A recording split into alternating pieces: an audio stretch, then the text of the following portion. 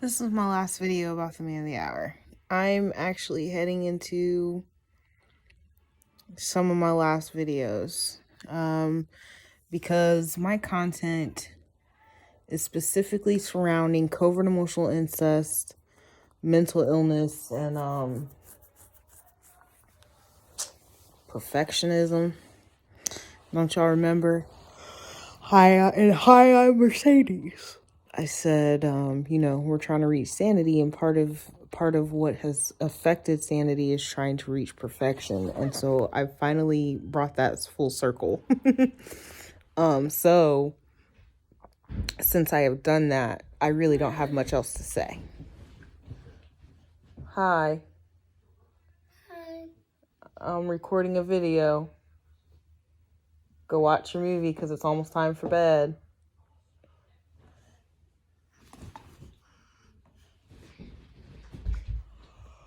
All right. So I would like to clarify a few things. In the worst thing I have ever done video, I had stated that I was doing anything to get him to pick me, and that's not even true.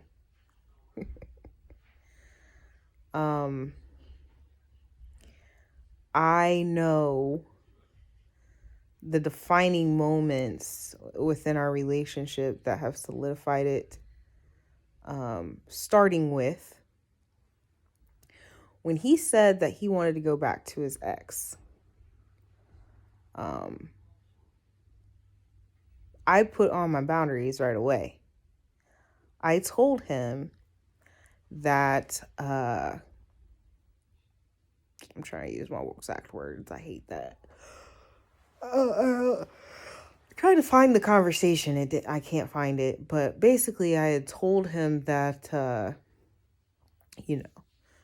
we can be friends. Friends includes no sex. We can be friends with benefits, which is sex, but no intimacy. Like, we're not friends. I'm just gonna come fuck you and talk to you later. Or we can be lovers and friends. And in fact, I didn't say friends with benefits. I said we can be lovers and just fuck. Or we can be lovers and friends, aka boyfriend and girlfriend. And that's fucking and, being friends. Those are your options. But right now, because you want to go back to your ex, your only option is to be my friend. Motherfucker. I didn't say that, but that was what I those were the options I gave him. And so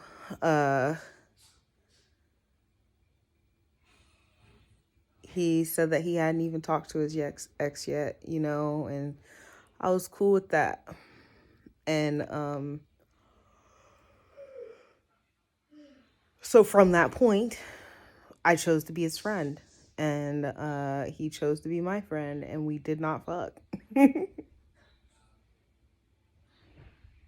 That is why we only had sex a handful of times, because there was a time in which we was just chilling, having a good old time.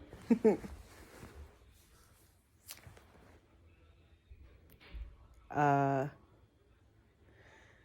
there was a point, like I wanted to like touch him, or I'm not usually like that. I am really cold sometimes. A lot of people have mentioned how cold I can be. And that's because of, the abandonment issues and stuff like that. So there came a time where I wanted to like caress his arm, or do some weird shit that I be doing when I'm flirting. And I even told him like, wow, it's like so hard to not touch you. And he said, yeah, but the fact that you don't touch me lets me know that you truly care about me. Because it wasn't even my thing was I didn't want to have sex with him, and then like, he go back to his ex, and then my abandonment issues are exacerbated, and I even told him that. You know, I remember somebody saying that I never made him aware. No, he was aware that I had abandonment issues, and I tried to be responsible about that. So,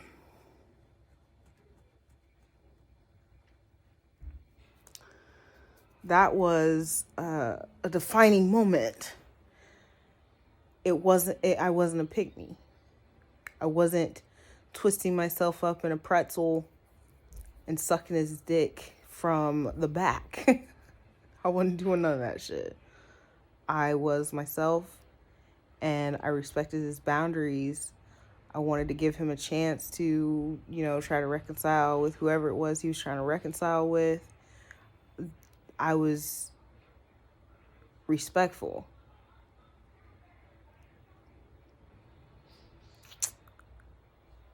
So then, the actual defining moment, I know the very day that he fell in love with me. And maybe he was in love with me the whole time, but like when he knew, like, this is the chick, I know the day. It was October 17th, 2019. We got in an argument because it was a full moon. And I told him, you know, I need to know what's going on here. I know it's only been a couple months, but I need to know what's going on here. I need to know if I need to move on. I need to know. And it turned into an argument because, you know, he even said he needs to heal. He's not over his ex. He's not this. He's not that. And I said, and he said, and you don't even know yourself. You're sitting here and you're blaming this shit on the full moon.